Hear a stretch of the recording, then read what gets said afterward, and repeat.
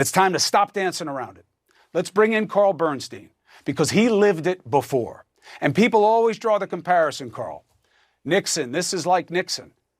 You were there, you're here. What's the feel in contrast?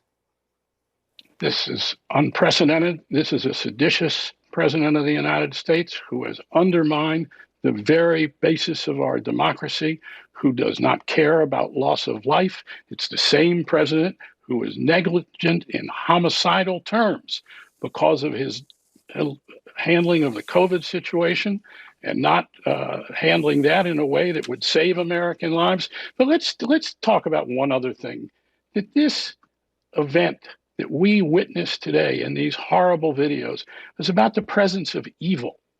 And the evil here is an evil president of the United States. Yes, it's an open and shut case in terms of the incitement, but there's a moral dimension to this. You know, I've covered the courts, you're a lawyer, and that in cases of violence that juries take into consideration in their minds the presence of evil. And that's really part of what the Republican Party here seems to refuse to consider, that evil has come to be the agenda of a president, and they have gone along with it. So there's a moral dimension that we really ought to be considering in this, as well as the legal and the trial. Well, you got a dynamic here you didn't have with Nixon.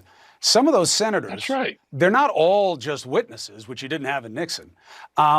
There's many of them potential victims, and some, you could argue, are accomplices. What does that mean to where we are? They're accessories after the fact as well. Some before and during. They were saying a lot of the same stuff that he was.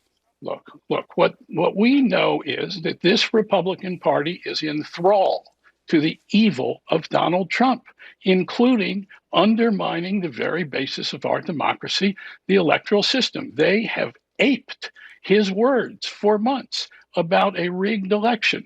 They allowed this terrible undermining of the process to go forward up to the point of the day on January 6th. Some of them were still talking about that we needed to see if there was some kind of rigged election here. This is unprecedented. A party, one of our political parties, has become hostage to an undemocratic, seditious president of the United States and the evil that he has wrought, including with COVID as well. It's all of a piece. And we need to look at it in terms of both the law, the facts, and the moral dimension.